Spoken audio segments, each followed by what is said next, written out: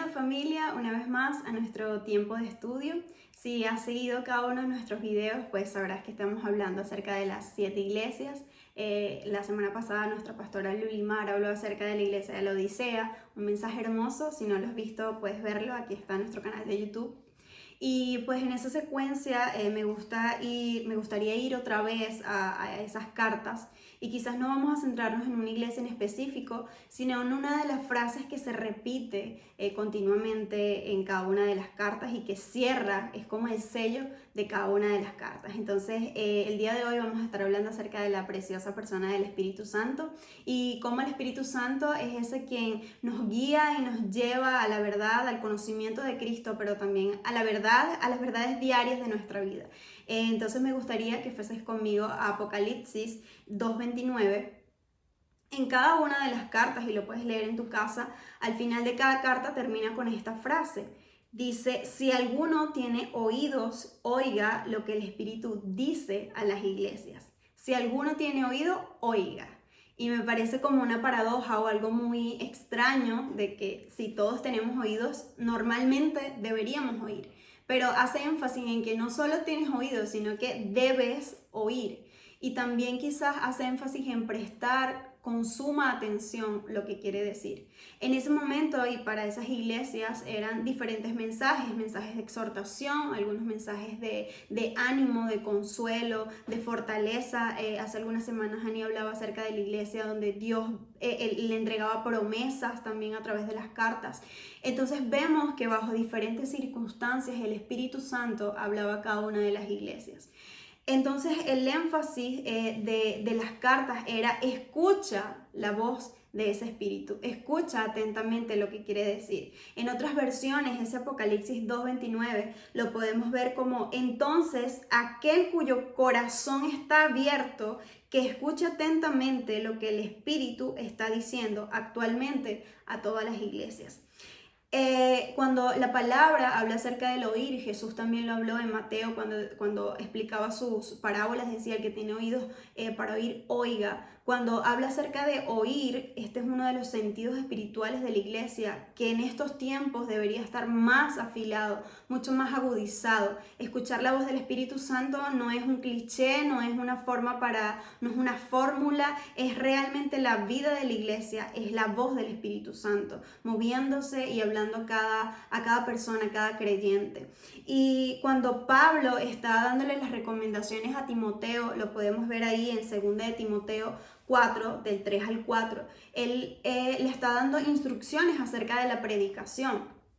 Y dice, en el versículo 3 dice: porque vendrán tiempos, diciéndole a Timoteo, van a venir tiempos cuando no sufrirán la sana doctrina, sino que teniendo comezón de oír. Y esa palabra comezón quizás es un poco extraña, ¿no? Pero todos hemos tenido comezón en nuestro oído. Entonces como ese deseo de rascarte el oído, por así decirlo, es como incontrolable. Y Pablo decía: al final de los tiempos va a existir ese comezón por oír, pero él sigue, dice: y se amontonarán maestros conforme a sus propias concupiscencias y apartarán de la verdad el oído y se volverán a las fábulas. Dice Pablo, van a apartar el oído de la verdad. Todos sabemos que la verdad es la palabra de Dios y dices cómo van a separar ese oído de la verdad y se van a ir tras fábulas y mitos. Me gustaría leerlo en otra versión que es de la Biblia hispana. Dice: porque vendrán tiempos en que no se soportará la auténtica enseñanza, sino que para halagar el oído, quienes escuchan se rodearán de maestros a la medida de sus propios antojos. Y me parecía tremendo. Y dice: se apartarán de la verdad y darán crédito a los mitos, a las fábulas. Entonces el oír, el sentido de la audición, del oír en los últimos tiempos es esencial para que la iglesia pueda cumplir la voluntad de Dios en estos tiempos. Entonces la dependencia de esa voz es la que necesitamos. Me gustaría hoy hablar acerca del Espíritu Santo, de esa persona que Jesús llamó consolador, confortador, abogado, quien iba a estar con nosotros todos los días. Jesús en Juan 16, del 13 al 15, Él habla acerca del Espíritu Santo y me encantan cuando Jesús habla del Espíritu y cuando el Espíritu habla de Jesús y Jesús habla del Padre, porque la armonía que existe en la Trinidad es preciosa. Uno se da a revelar al otro y todos obtienen gloria y todos siempre, no sé si han leído en el Antiguo Testamento cuando el Señor hacía referencia, dice todo por honor a mi nombre, y eso siempre es cada una de las acciones del Espíritu Santo y de Cristo, siempre van en la forma de glorificar el nombre de Dios.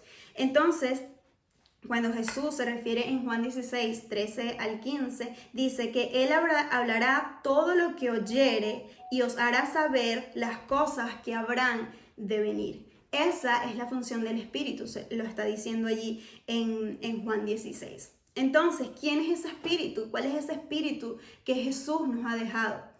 En Juan capítulo 14, cuando puedan lo pueden leer completo, pero Jesús ya está comenzando a dar indicios de su partida, de su muerte era inminente. Y los discípulos estaban comenzando a sentir esa soledad, ese sentimiento de desapego, ese sentimiento de Jesús pronto va a morir. Y Jesús... Es difícil porque mientras tú estás compartiendo el pan, es hermoso compartir el pan, pero es tremendo que te diga que ese pan es su cuerpo. Es hermoso que esté compartiendo el vino, pero cuando te dice, y ese vino es mi sangre, entonces ese sentimiento de, ¿cuándo va a ser ese momento en que ya Él no va a estar con nosotros? Y el capítulo 14, Él comienza diciendo una frase, no se turbe vuestro corazón, porque Jesús comenzaba a ver el miedo que se estaba apoderando de los corazones de los discípulos, y él comienza a decirle, voy a preparar morada para ustedes, y en medio de todas esas promesas que le está hablando, Él le dice, y yo voy a rogar al Padre para que envíe a uno o a otro como yo. Y ese sentimiento de orfandad que estaban sintiendo los discípulos es cuando el objeto de tu amor se separa, es difícil amar a distancia. No sé si alguno quizá ha tenido alguna relación a distancia. Cuando una pareja tiene una relación a distancia, no me imagino que ven el momento en que pueden estar juntos y compartir. Son difíciles las relaciones a distancia, porque conocer al amado de tu alma lejos es difícil. Es difícil conocerle enteramente y Jesús sabía eso. Por eso Él ruega al Padre de que enviaría a otro como Él. Y los discípulos estaban allí 3 años contigo, viéndote, yendo a la casa de Jesús. Sabían la dirección de la casa de Jesús, sabían cómo acercarse a Él, cómo está Jesús, quizás si se fue de viaje hoy, si puedo llevarle esto que le gustará. Ellos conocían a ese Dios que estaba encarnado en Jesús, ellos conocían a ese Jesús de carne y hueso, pero ellos no conocían otra forma de tener a Jesús cerca si no fuera de esa forma, de carne y de hueso. Entonces Jesús, en el versículo 16, lo pueden leer, dice, y yo rogaré al Padre. Y me encanta cuando Jesús comienza siempre a orar por sus discípulos, a hablarle al Padre acerca de sus discípulos. Y dice, yo voy a rogarle a mi papá, voy a clamarle a mi papá y os dará otro consolador. Yo soy su consolador, pero Él dice, yo le voy a dar otro consolador para que esté con vosotros para siempre. Y el Espíritu de verdad al cual el mundo no puede recibir porque no le ve ni le conoce, pero vosotros le conocéis porque mora con vosotros y estará con vosotros. La palabra aquí que se utiliza y que se emplea, que Jesús empleó para referirse al Consolador, es la palabra griega parakletos. Esta palabra no tiene un solo significado, sino que abarca una gran cantidad de significados que creo que todos aplican para la preciosa persona del Espíritu Santo. Y en el sentido más básico, la palabra parakletos, o quizás en el sentido más amplio, la palabra parakletos es alguien que ha sido mandado para ayudar a un hombre en una situación de que no puede salir airoso por sí solo. Otro sentido, otro significado es alguien que ha sido mandado a llamar para estar al lado de alguien, para estar acompañando a alguien. Y esta es la palabra que Jesús utiliza para referirse al Espíritu Santo como ese ayudador que iba a estar al lado de esa persona en situaciones donde esa persona por sí sola no iba a poder salir airoso de esas situaciones. Otra de los significados de la palabra parakletos es que también viene de una palabra griega que se llama parakalein, Y esta palabra significa confortar. En inglés también el confortador o consolador también significa comforter. Y comforter viene también de la palabra fortis, que significa fuerza o fortaleza. Entonces el paracleto significa uno que es llamado para confortar y consolar. A su vez, también esa palabra paracalein se utiliza para exhortar a alguien, animar a alguien, urgir a alguien a hacer algo, una determinada acción. Y era muy utilizada también con respecto a cuando los soldados estaban en batalla o cuando estaban en ese momento en que se iban a enfrentar a la batalla. Siempre el líder se levantaba y daba como un discurso o una palabra de ánimo que hacía que los soldados en ese momento de temor, de enfrentarte a la batalla, ese discurso, esa palabra, ese ánimo que soltaba ese líder, que se llamaba paracalein, y eso arrebataba el temor de los soldados y lo lanzaba hacia la guerra. Quizás, no sé si ustedes recuerdan, la única imagen que me viene a la mente es una de las películas famosas, Espartanos. Yo creo que la gran mayoría lo hemos visto. Y ese momento que es quizás una de las escenas más épicas de la película, donde él dice Espartanos y todos comienzan a gritar y es el momento donde pareciera que ningún temor se apodera de ellos y van hacia la guerra.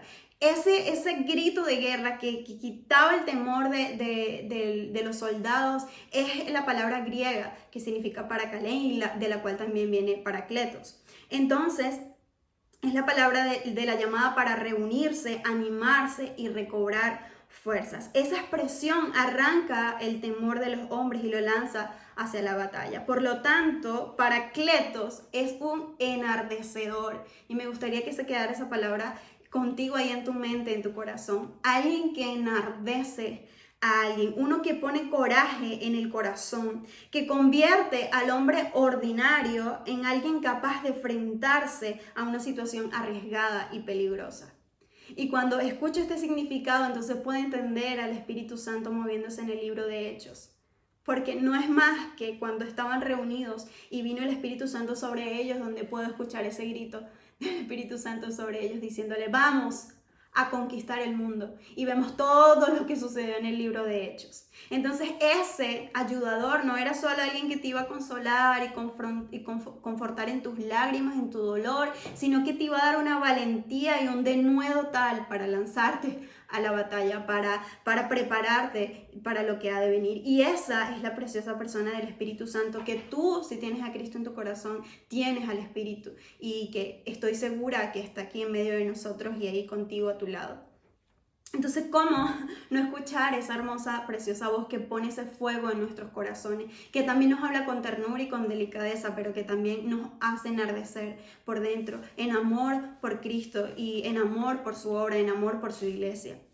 Si pudiera esta tarde o esta mañana cuando me veas hacer una anatomía quizás de ese paracleto, si pudiéramos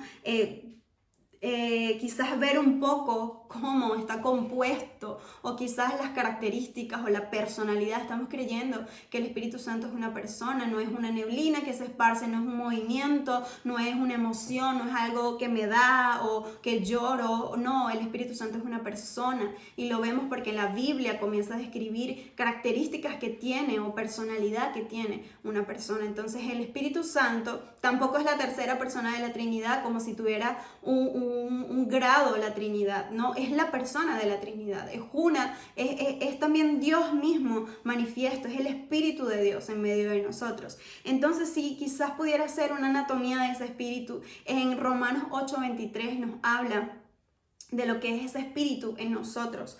Lo vemos así, 8:22-23, dice, porque sabemos que toda la creación gime a una y a una está con dolores de parto hasta ahora.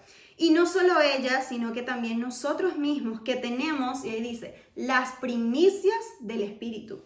Nosotros también gemimos dentro de nosotros mismos, esperando la adopción, la redención de nuestro cuerpo. Y esa palabra primicias del Espíritu, en otras versiones lo vemos como primicias del futuro. Y es una muestra anticipada de la gloria futura. El Espíritu Santo es una muestra, es un anticipo de la gloria futura.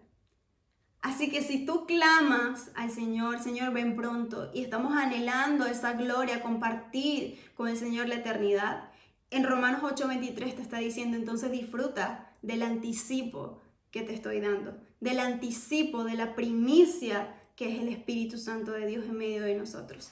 Entonces el Señor se refiere a ese Espíritu como una muestra de lo que Él va a revelarnos cuando estemos con Él eternamente. Entonces, cuando veo el Espíritu Santo, más que alguien que simplemente me consuela o recoge mis lágrimas, sino que lo veo como una gloria que está anticipada, entonces mi perspectiva cambia en mi relación con el Espíritu. Y no solo es una persona que nos trae esa gloria, sino que dice además que si lo seguimos leyendo en los versículos que le siguen, dice que también gime a favor de nosotros. En nuestra debilidad no sabemos qué pedir ni cómo pedir, pero el Espíritu intercede por nosotros de manera misteriosa, con gemidos indecibles, conforme a la voluntad de Dios, a favor de los propósitos de Dios para nuestras vidas. Entonces, iglesia, en medio quizás de tu debilidad, de esos momentos donde quizás un pastor se levanta y dice, no sé ni cómo orar por la iglesia o por el propósito de la iglesia, o donde un líder quizás se ha sentido perdido o quizás ha perdido un poco el desenfoque, el Señor, por medio de su Espíritu, también nos recuerda que Él está orando, intercediendo, hablando con el Padre, como un abogado también, como Cristo, para realmente orar a favor de la voluntad de Dios para nuestras vidas. Entonces tenemos ese regalo del Espíritu que gime e intercede también por nosotros. Además de eso, el Espíritu Santo escudriña el corazón de Dios. Eso lo podemos ver en 1 Corintios 2:10, donde dice, pero Dios nos las reveló a nosotros por el Espíritu, hablando de las verdades espirituales. Porque el Espíritu todo lo escudriña, aún lo profundo de Dios. En otras versiones también dice, pues el Espíritu todo lo sondea. Es como si el Espíritu estuviera indagando siempre en el corazón de Dios. Todo lo investiga a fondo y nos muestra los secretos profundos de Dios. Nos revela y el Espíritu Santo constantemente explora todas las cosas de Dios. Entonces, cuando Jesús dice, porque Él tomará de lo mío y os lo hará saber, abre el Espíritu Santo, el corazón de Dios, va hacia lo más profundo y dice que toma de lo que hay ahí y lo revela a sus hijos, lo revela a su iglesia, lo revela a la iglesia que está hambrienta. Seguimos leyendo en el 2:11, dice, porque ¿quién de los hombres sabe las cosas del hombre, sino el espíritu del hombre que está en él? Así tampoco nadie conoció las cosas de Dios, sino el Espíritu de Dios. Entonces, el propio espíritu del propio hombre es el que conoce al hombre. El propio Espíritu de Dios es el que conoce a Dios. Así que la única forma de alcanzar los tesoros de Dios, de la revelación de Dios, es a través de su Espíritu. Entonces, lo que recibimos de ese tesoro es lo que regresamos al Señor. El Espíritu Santo viene y nos entrega todo eso para que nosotros podamos ver a Cristo una vez más y podamos glorificarlos por eso que nos revela el Espíritu Santo. Le compartía a Gerardo, mi esposo, le decía, es como cuando tú le haces un regalo a tu papá con su propio dinero. Cuando tú compras un regalo con el propio dinero. Es literal, nosotros recibimos la revelación de Jesús y de eso cantamos, de eso adoramos, de eso alabamos, por esa razón glorificamos y estamos devolviendo lo mismo que hemos recibido del Espíritu. No hay un lugar donde yo pueda encontrar algo que le pueda dar a Dios, que lo honre más, que lo glorifique más, que buscarlo desde su propio corazón, desde sus propias cosas, desde sus propios secretos. Cuando el Espíritu Santo me los revela, entonces lo que recibimos de ti, Señor, eso regresamos a ti. Entonces eso glorifica a Dios y el Espíritu Santo ama mostrarnos a Cristo. Él ama revelarnos a Cristo. La Biblia dice que lo repetí hace algún momento, que dice Jesús, Él va a tomar de lo mío y se los hará saber. Él va a tomar de lo mío y se los va a dar. Ese es el placer del Espíritu. Ese es el gozo del Espíritu, ser un conducto que nos lleve hacia Cristo. Si algo podemos comprender de todo esto es que entonces entiendo que Él es el consolador, porque entonces ¿qué más consuelo que ver a Cristo? Entonces entiendo que Él es el confortador, el que nos conforta, porque qué más aliento que ver a Cristo. Entonces entiendo que Él nos libera, porque qué más libertad que conocer a Cristo. Dice, el que conoce a Cristo es verdaderamente libre, el que el Hijo libera es verdaderamente libre. Entonces, claro, el Espíritu Santo continuamente nos está llevando hacia aquel que puede hacer todas las cosas posibles, aquel en quien nuestra vida está completa y satisfecha, y Él se goza en esa constante revelación, en esa constante guía hacia Cristo. Entonces, por eso, deja que el Espíritu Santo te lleve a Cristo. No puedes alcanzar los misterios del corazón de Dios por tus propias fuerzas ni con sabiduría humana. Valoremos entonces al Espíritu como el conducto de todo el bien que recibimos. Y ese mismo Espíritu, para lo grande, para lo magnífico, para el viento, para el resonar, para el estruendo, para las lenguas, para el poder, es el mismo Espíritu para nuestra vida cotidiana. El mismo Espíritu que va y investiga el corazón del Padre y nos trae verdades asombrosas. Es el mismo Espíritu Santo que está al lado de diariamente, continuamente. El mismo Espíritu Santo que puede ver nuestro corazón, el que nos conoce al levantarnos, el que nos conoce al acostarnos, cuando caminamos, cuando hablamos, lo que vemos, lo que vivimos y cómo nos comportamos. Es ese que está al lado de nosotros continuamente. La Biblia declara y dice que Él va a estar con nosotros hasta el fin del mundo. No hay forma en que esa promesa no se cumpla, porque la Biblia es certera cuando dice va a estar hasta el final.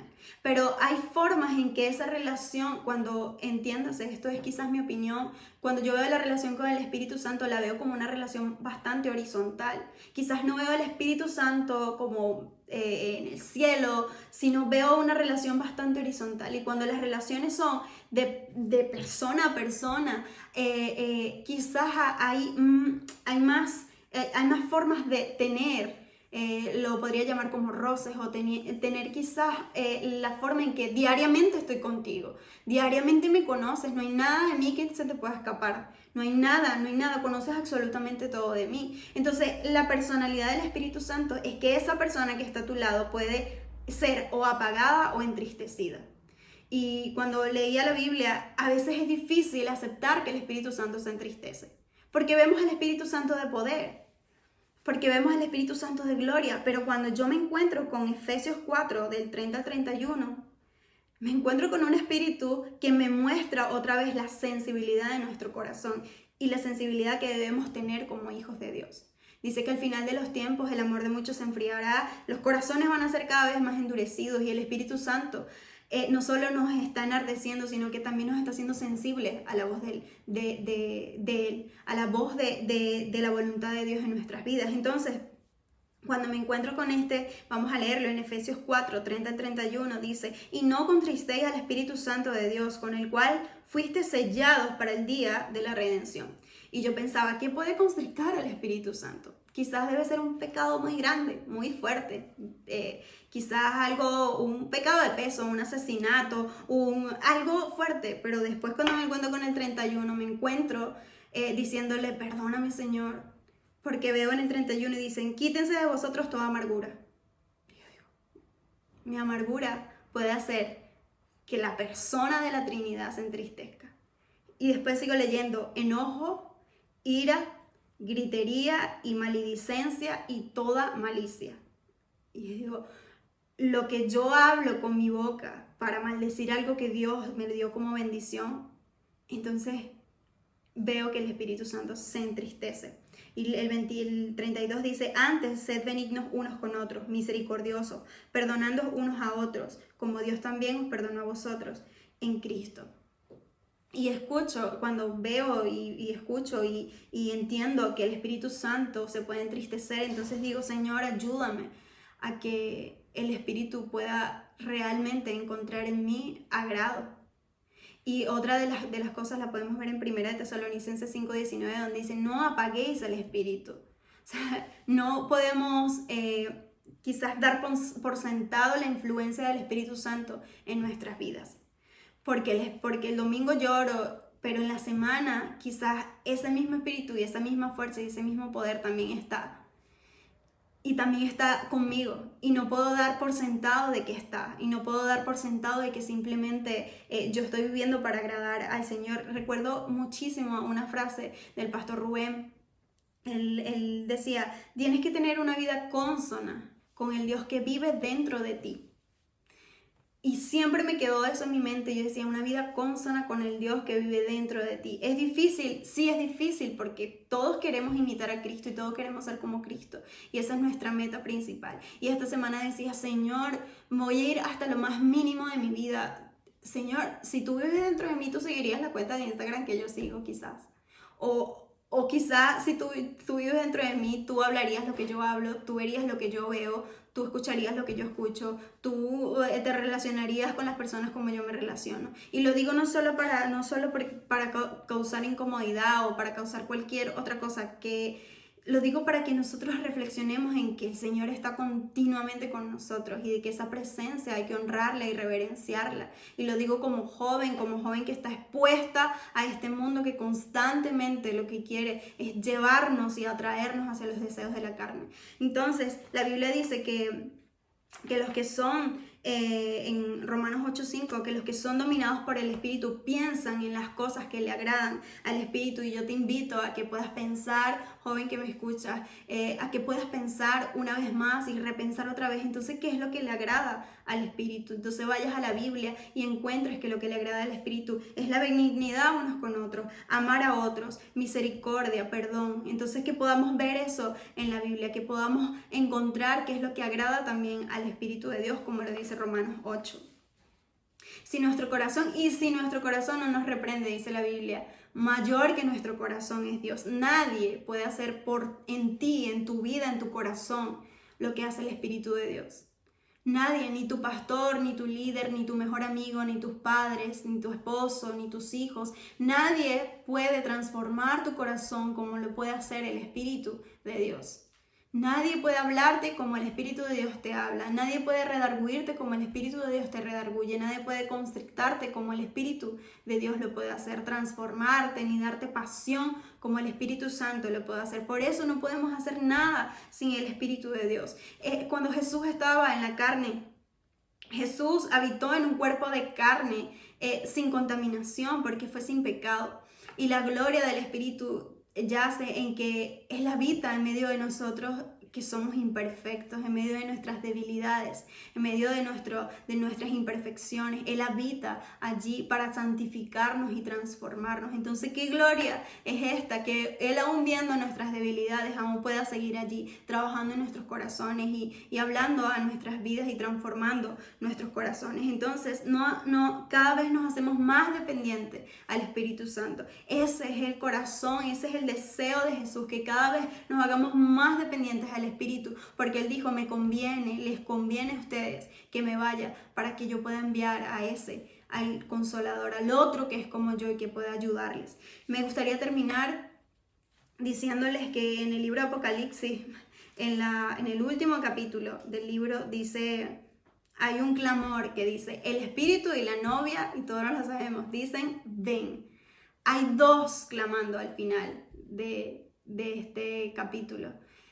Dice el Espíritu, el Paracletos, tu ayudador, iglesia, el que está al lado de ti. La iglesia no va a clamar sola: ven, por sus propias fuerzas, sino que ahí vemos al Espíritu Santo. El propiciador, creo yo, que de ese clamor es el Espíritu Santo, que enardece a su iglesia y le está diciendo: ven, Señor Jesús. Entonces no olvides a tu confortador, no olvides al que está contigo, no olvides al que está a tu lado, no olvides aquella voz que el Señor nos está enviando a oír en este tiempo. Así que si alguno tiene oídos para oír, entonces que oiga lo que el Espíritu dice a las iglesias.